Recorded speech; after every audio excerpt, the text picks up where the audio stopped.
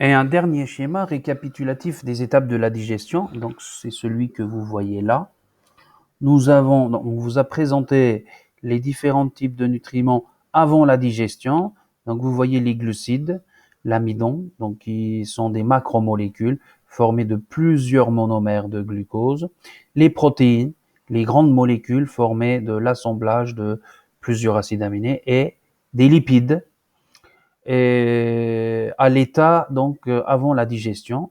Ensuite, lorsque la digestion commence, lorsque l'ingestion commence, eh bien les aliments qui rentrent dans la bouche subissent une digestion mécanique mais également chimique. On voit bien que la digestion commence aussi bien sur le plan mécanique que chimique nettement au niveau de la bouche avec l'intervention de la salive pour les glucides, avec l'amylase qui se trouve dans la salive.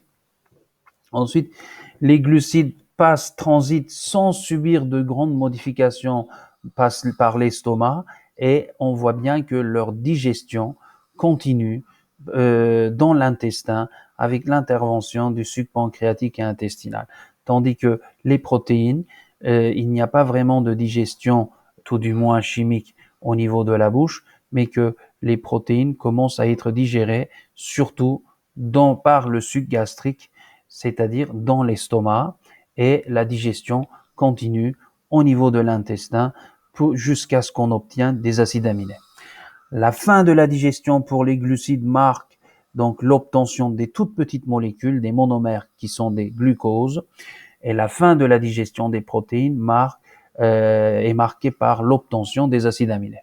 Et tandis que pour les lipides, on voit que au niveau de la bouche ou au niveau de l'estomac, il n'y a pas réellement de digestion chimique.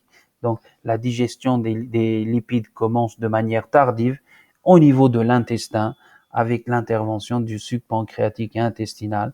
Et la fin de la digestion des lipides est marquée par l'obtention des acides gras et des glycérols. Et un autre tableau, donc le glucide, le début de la digestion, la fin de la digestion et où se fait son absorption, absorption intestinale, donc dans l'intestin grêle. Pour les protéines, le début de la digestion chimique, bien évidemment, c'est dans l'estomac. La fin, c'est dans l'intestin grêle. Les lipides, il en est de même.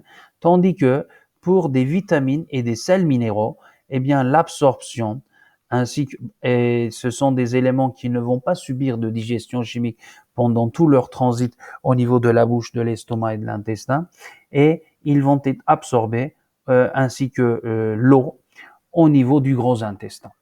Voilà.